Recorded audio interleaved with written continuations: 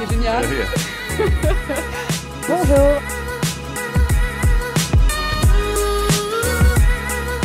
Des femmes ont décidé de sortir de l'ombre. Elles veulent sauver l'agriculture et sauver leurs hommes. On est dans la merde, mais on va le dire, et on va le dire, et on va essayer de taper plus haut pour dire justement, mais bougez, faites quelque chose. On est en train de crever dans nos fermes. C'est peut-être cru, mais c'est ça. Je conçois que quelqu'un se foute en l'air et se dit, ça y est, la seule échappatoire, c'est de me tirer une balle, c'est de me pendre, c'est la mort, et puis c'est fini, quoi. Je suis pas en dépression dans mon métier, hein, loin de là. Ça me rend pas dépressif, mon métier. Ce qui m'ennuie, c'est les soucis financiers qu'on peut avoir. Il y a des moments et des semaines où c'est plus difficile, où je galère, où je me bats avec les banques, où je suis obligée de faire des plans de trésorerie, où je m'arrache les cheveux et tout. Alors là, oui, ça me gonfle. Nos personnalités font que on n'est pas du genre à s'écrouler, quoi. Nous, ah ouais, c'est la merde. On sait que c'est la merde, on le vit au quotidien, mais c'est pas grave, on y va, quoi. Bonjour Anne Gainsburger, merci d'être sur le plateau du Figaro aujourd'hui. Vous êtes réalisatrice et productrice et l'auteur de ce documentaire dont on vient de voir un extrait très fort, Les Chants de la colère, qui sera diffusé ce mercredi 31 janvier à 20h50 sur France 5. Qui sont ces femmes qui témoignent avec autant d'émotion dans votre film? Ces femmes sont à mes yeux de vraies héroïnes, des combattantes de l'intime. Quand je dis ça, je parle de ce combat qu'elles mènent pour préserver leur famille, pour sauver leurs hommes, le mot n'est pas trop fort, et pour sauver aussi leurs enfants de cette crise qui impacte très très fort et durablement et depuis longtemps le monde agricole et donc leur famille. Donc ce sont des femmes comme vous et moi, j'allais dire, qui sont soit agricultrices parce qu'on leur a transmis une exploitation ou parce qu'elles l'ont créée. Astrid, qui est un des personnages, la plus jeune d'entre elles, qui est agricultrice et éleveuse de vaches charolaises, elle a monté son exploitation toute seule et elle est incroyable, vraiment. Elle n'a que 31 ans. Elle n'a que 31 ans, elle est une boule d'énergie, une boule de volonté et en même temps, elle a cette joie de vivre. C'est-à-dire que moi, ce qui comptait pour moi, c'est de pouvoir suivre des femmes qui n'étaient pas dans le larmoyant, qui n'étaient pas là pour faire un constat de désespoir, même si la détresse est très présente et qu'elles ouvrent très grand leur cœur et leur maison à notre équipe de tournage et à ma présence pendant un peu plus d'1 an. Mais ces femmes, voilà, sont des vraies combattantes. Elles ne sont attachées à aucun parti politique, aucun syndicat. Elles ont toute leur liberté et elles disent avant tout ce que vivent les familles, l'impact de cette crise sur leur foyer.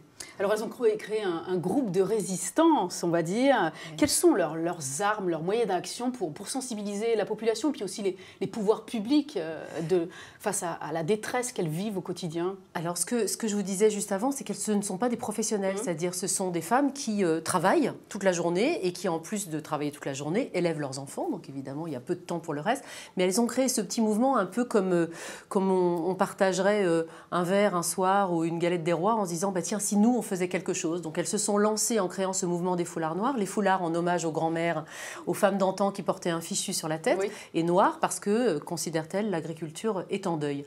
Donc elles ont créé ce mouvement pour faire émerger cette parole dans laquelle elles espèrent fédérer d'autres femmes comme elles. Elles ont une page Facebook notamment, les foulards noirs, et puis elles ont fait en 2016 puis en 2017 2 marches à Bayeux, qui est dans le Calvados dont elles sont originaires. Et puis elles se sont aussi déplacées en Bretagne en essayant de fédérer autour d'elles des femmes, mais pas seulement, aussi des hommes qui eux ont été, j'en suis le témoin, très surpris et très émus de voir leurs femmes comme ça se lancer dans la bataille. Et c'est pas courant dans le monde agricole que de s'exposer.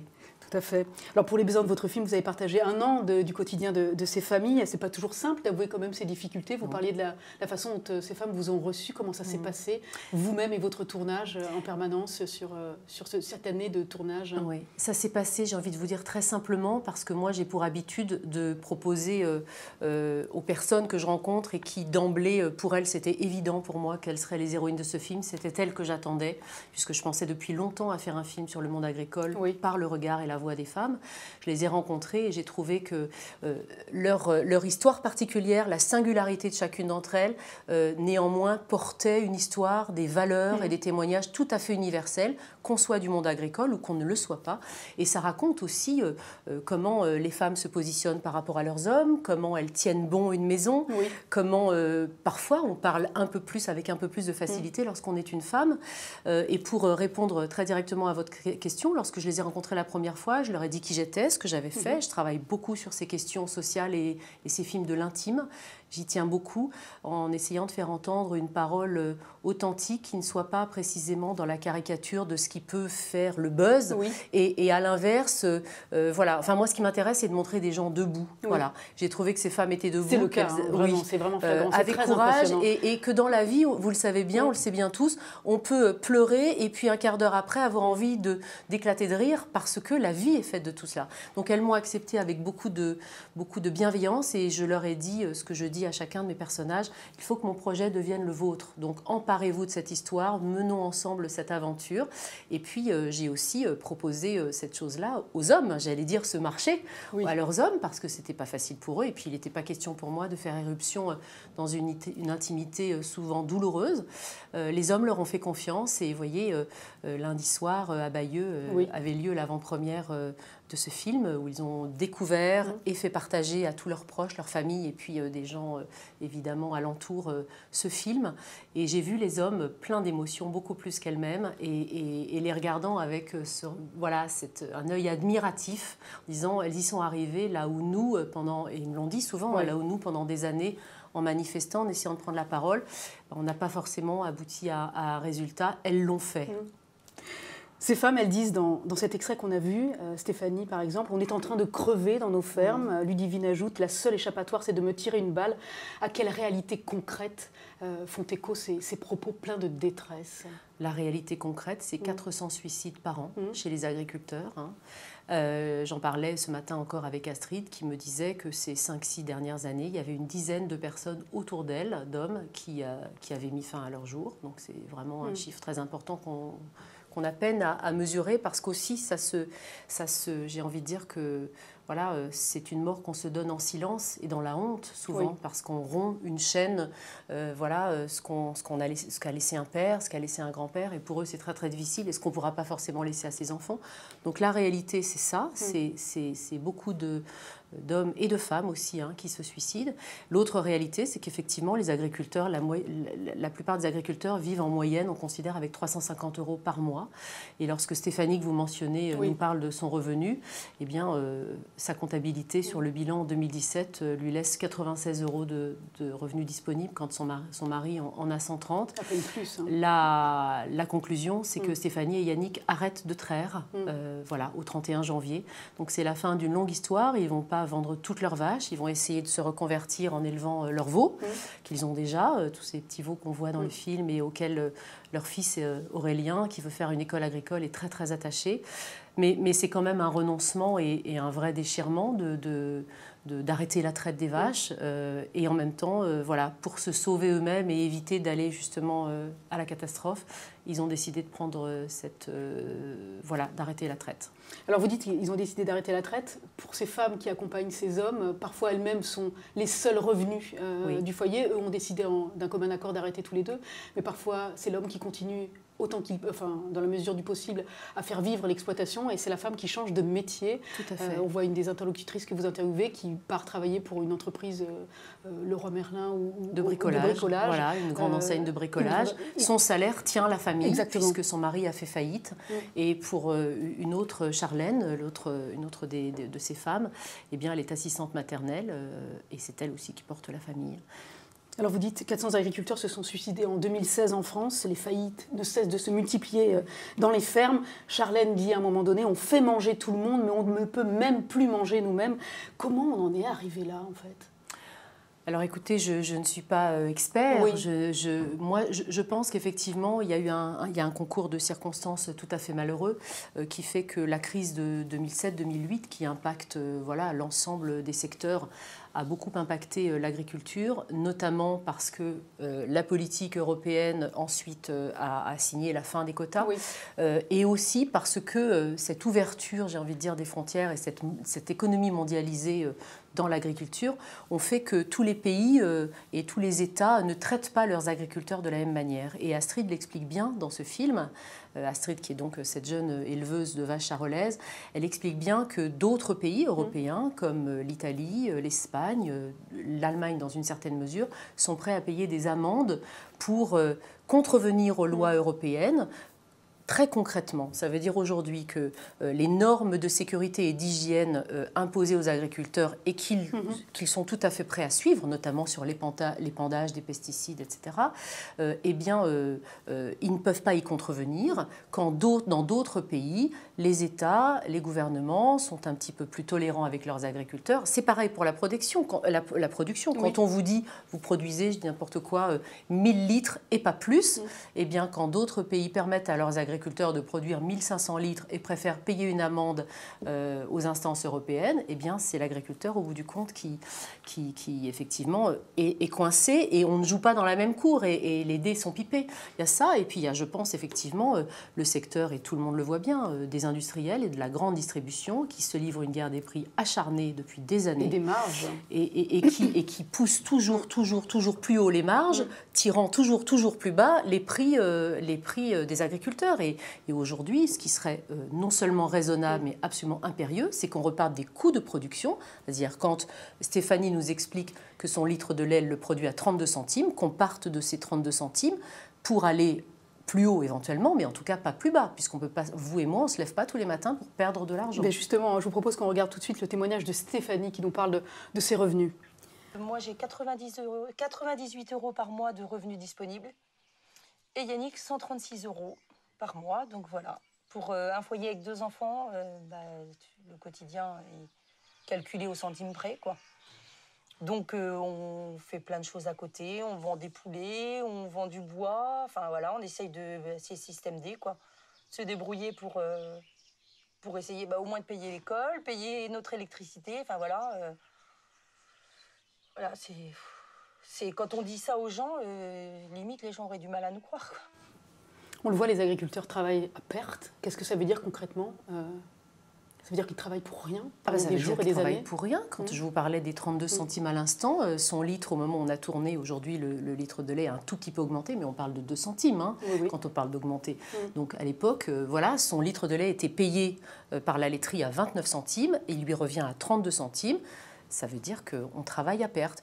Et les agriculteurs sont quand même, à notre connaissance à tous, les seuls métiers producteurs qui ne fixent pas eux-mêmes les prix de ce qu'ils produisent. C'est imposé par cette chaîne vraiment incroyable qui va des laiteries aux intermédiaires, aux distributeurs, aux industriels de l'agroalimentaire, qui effectivement, et je le disais tout à l'heure, se livrent une guerre des prix qui est criminelle. Mais pardonnez-moi cette question ultra naïve, mais comment on laisse les agriculteurs vendre à perte pendant des années ? Je n'ai pas la réponse et je pense que un État digne de ce nom dans un pays qui a fait son histoire, une partie de son histoire sur la France rurale, doit s'interroger sur cette question que vous posez. Je n'ai pas la réponse et je crois qu'une remise à plat du système, ça ne va pas se faire du jour au lendemain. On a l'impression que l'État est impuissant, si ce n'est complètement inactif. Quelle en est la raison ? Je ne crois pas à cela. Je crois à la capacité qu'ont les acteurs économiques et politiques locaux, territoriaux et nationaux, de faire preuve de faire la démonstration d'une volonté exemplaire, pas pour changer les choses du jour au lendemain. Les agriculteurs, et Astrid le dit bien, ils le disent tous, pour peu qu'on entende ceux qui sont raisonnables et qui ne sont pas eux non plus dans des prises de position extrêmes, sont tout à fait prêts à dire notre modèle agricole doit être remis à plat, les filières doivent s'organiser. Donc ça, c'est une chose. Les consommateurs eux doivent réfléchir à, Tout à fait. qu'est-ce que je veux manger, comment je veux le manger, et privilégier, je pense, c'est mon avis, mais aujourd'hui je crois qu'il est partagé par beaucoup de gens, les commerces de proximité. Les circuits courts, ce qu'on Les appelle circuits courts, c'est facile. Il y en a vraiment beaucoup dans tout un tas de régions de France, des gens qui font du circuit court sur le poisson, sur les fruits et légumes, sur la viande. Donc les consommateurs un petit peu plus au courant, un petit peu plus responsables, même si c'est un petit effort d'aller faire 5 km de plus lorsqu'on est à la campagne ou d'aller peut-être dans l'arrondissement voisin où on trouve une AMAP ou un circuit court quand on est dans les grandes villes, de faire ce petit effort. Les responsables économiques locaux, les chambres d'agriculture doivent accompagner les agriculteurs et on voit bien dans le film que ça n'est pas le cas. Un des couples se convertit au bio, n'est absolument pas accompagné et se retrouve en catastrophe. Des aides qui leur sont promises du fait de cette reconversion au bio. C'est Vincent et Charlène, je crois, qui attendent 40 000 € depuis 2015. Voilà. Alors ils attendent encore 25 000, les choses ont été versées au compte-gouttes, mais je pense qu'il y a quelque chose d'important à dire, c'est qu'effectivement, il y a des aides qui sont versées, tout comme il y a eu des subventions et souvent le grand public a cette idée que les paysans vivent sous perfusion et vivent de subventions. Ils sont les premiers à considérer qu'ils seraient ravis de ne pas vivre de ces subventions et de ces aides si précisément leur coût de production était le minimum, le seuil minimum à partir duquel on commençait à réfléchir à comment on nous paye notre production. Donc effectivement, les subventions de l'aide à l'installation bio, comme c'est le cas de Charlène et Vincent, ne sont pas tombées et ça dure depuis 2015. Et on promet, et le précédent ministre Le Foll avait promis que ce serait à fin mars 2017, et c'est encore repoussé. Et à ce jour, il leur manque encore 25 000 €. Mais au-delà de ça, sur l'accompagnement, quand vous vous convertissez au bio, ça signifie quoi? Ça signifie que vous n'utilisez plus de pesticides et d'engrais qui, d'une certaine manière, protègent vos cultures et les protègent des bactéries. Dans le cas et sans dévoiler l'ensemble du film, dans le cas de Vincent, il se trouve que ces cultures ont été contaminées par des bactéries parce qu'effectivement, de manière vertueuse dans sa conversion au bio, il n'utilise plus de pesticides et que ces cultures contaminées ont contaminé ces bêtes.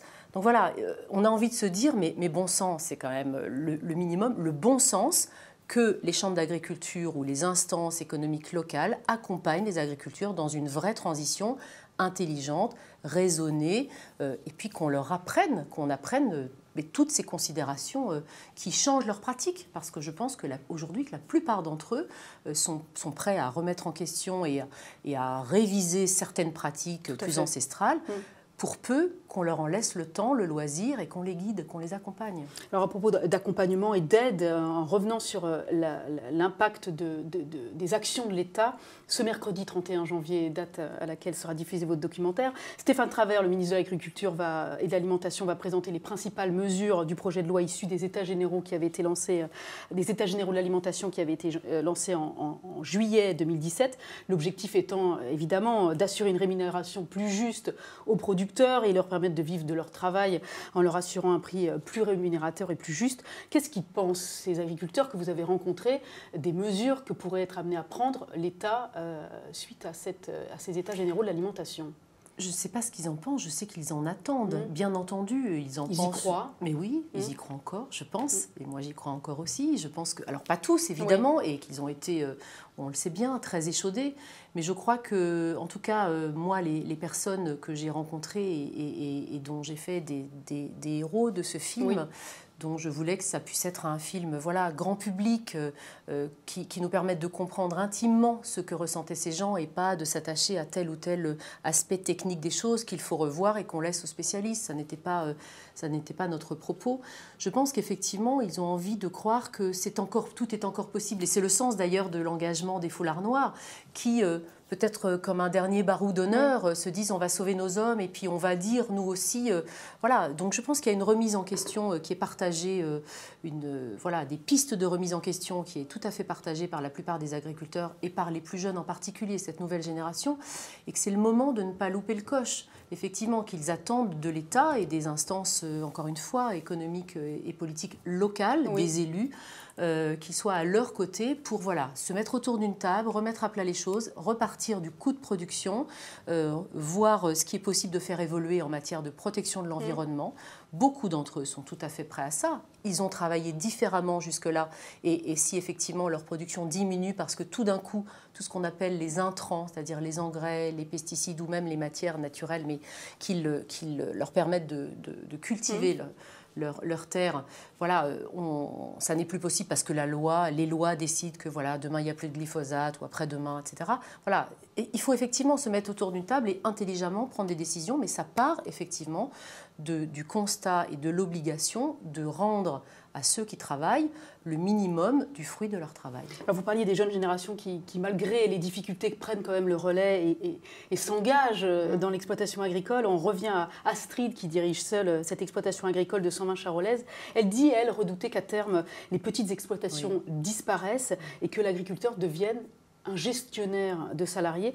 Est-ce que, très concrètement, on peut imaginer que ces exploitations aujourd'hui petites ne s'agrandiront pas et deviendront des exploitations qui seront hors normes. Et on parle souvent des fermes de 1000 vaches. Est-ce qu'on peut garder des exploitations à taille humaine à l'avenir? Je pense que Astrid est l'exemple vivant qu'on peut garder des exploitations à taille humaine, parce que même si la crise la frappe comme tous, elle tient la tête hors de l'eau. Elle a trouvé des solutions qui sont de travailler justement sur la proximité. Elle travaille avec la grande distribution locale. Elle n'a pas l'intermédiaire. Elle a trouvé cette astuce de travailler directement avec le supermarché. Et moi, j'étais le témoin de coups de téléphone que lui passait le patron de la grande surface en question, dont je ne citerai pas le nom de la grande surface, qui l'appelle et qui lui dit « Est-ce qu'on peut avoir 2 bêtes après-demain ? Oui, ça tombe bien, j'ai 2 bêtes qui sont prêtes. C'est en direct, c'est payé correctement. » Mais ce qui s'est passé, c'est tout ce qu'Astrid a dû s'endetter dans ces années passées en étant frappée par cette crise. La météo est évidemment une condition immaîtrisable de leur travail, mais je pense, comme elle, et ils sont nombreux à penser qu'effectivement, ils peuvent travailler avec peut-être un salarié. Astrid a l'ambition de s'associer avec son frère, qui travaille déjà à mi-temps chez elle, mais pour ça, il faut qu'elle loue d'autres terres, parce qu'il faut plus d'hectares pour arriver à cultiver à 2. Mais effectivement, sans doute que ce modèle, sans aucun doute que bien accompagné par des coopératives, par des organismes qui aussi ont des techniciens qui assistent les agriculteurs dans tout ce qui est terrible, de papiers à remplir, de choses auxquelles il faut souscrire pour être dans les normes et qui leur prend énormément de temps. C'est déjà des gens qui travaillent 7 jours sur 7, qui se lèvent à 4h30 du matin pour être auprès de leurs bêtes. Quand vous avez, nous on sait bien, vous et moi, quand on a nos papiers à faire après une journée de travail presque normal, c'est très chronophage et puis parfois on ne sait pas simplement comment faire, tout simplement. Donc je pense que des exploitations à taille humaine sont possibles, sans doute pas pour l'ensemble. De jeunes agriculteurs et une partie des agriculteurs disent aujourd'hui peut-être qu'il faut effectivement aller supporter l'idée d'avoir des élevages plus intensifs, comme c'est le cas en Allemagne, à l'export. Pour être dans une force de frappe d'exportation qu'il faudra, quand il y a beaucoup de demandes, notamment sur le marché chinois. Mais sans doute que ces 2 modèles peuvent cohabiter à la condition qu'effectivement l'État mette des règles. Anne, nous allons passer tout de suite aux questions des internautes qui sont nombreux à nous regarder, qui ont plein de questions intéressantes à vous poser. Ce sont vos questions tout de suite.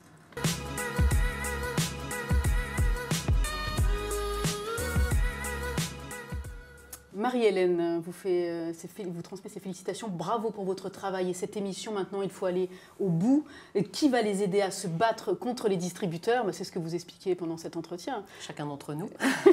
Nous-mêmes, à notre niveau, les consommateurs, favorisons les et puis, demandons des comptes, pardon d'y revenir, demandons des comptes à ceux qui décident localement et sur l'ensemble des territoires et au plus haut niveau de l'État. Demandons des comptes. Il suffit d'avoir cette volonté politique au sens large, politique de la vie de la cité. C'est ce que dit Nathalie, les circuits courts sauveront nos agriculteurs. Il faut encourager les jeunes agriculteurs qui s'en sortent difficilement en favorisant les circuits courts, dit Khalid. Cécile dit, les enfants sont aussi touchés par un univers tendu où on ne parle que de travail à la maison, pas de vacances. Effectivement, les agriculteurs travaillent 365 jours par an, même des années après, on s'en rappelle. J'imagine que Cécile est peut-être une enfant et fille d'agriculteur. On voit un témoignage magnifiquement touchant d'un enfant de 10 ans qui est l'un des petit homme qui a 9 ans et qui veut reprendre l'exploitation de son papa malgré les très grandes difficultés. Il dit avec d'un air très assuré, nous on est agriculteurs de père en fils, et pour lui c'est une phrase qui a tout son sens, et lui se projette absolument, et si effectivement son père venait à ne pas arriver à poursuivre cette conversion bio et à devoir renoncer à son exploitation, ce serait aussi un drame pour les enfants. C'est en ce sens que je vous disais tout à l'heure qu'effectivement j'avais envie d'explorer et de mesurer l'impact psychologique sur l'ensemble de la famille, de cette crise et des difficultés que la famille traverse. Et vous l'avez formidablement bien montré dans ce documentaire, puisqu'on voit que les enfants veulent du mieux qu'ils peuvent protéger leurs parents, même si les parents en disent le moins possible, ils sont quand même confrontés au chagrin et à la détresse des parents. Et on leur demande d'assurer quelque chose, normalement, qu'ils ne devraient même pas vivre. Absolument, et puis ils voient, indépendamment du chagrin qu'ils peuvent ressentir, malgré le fait que les parents essayent, comme vous le dites très justement, de les protéger, ils voient tout simplement leurs parents travailler. Donc dès qu'ils sortent de l'école, hop, ils enfilent leurs bottes et leurs cottes, et ils sont à la ferme, et avec leurs petits bras, effectivement, on les voit aider le papa, et ils ont tous les jours cette image de leur papa au travail, qui est à la fois un métier qu'ils admirent énormément, et ils ont les yeux brillants d'admiration, et en même temps on sent l'inquiétude en permanence, et c'est pour ça aussi que sans les brusquer, et en attendant que eux se manifestent pour avoir envie de me parler, avec l'accord de leurs parents bien sûr, j'ai eu envie de donner la parole à ces enfants. Et c'est formidable ce qu'on voit. Merci encore pour cet entretien, Anne Gainsburger. Bravo encore pour ce documentaire qui est vraiment à voir, tellement il est émouvant, très fort, et les personnalités que vous avez rencontrées sont vraiment exceptionnelles.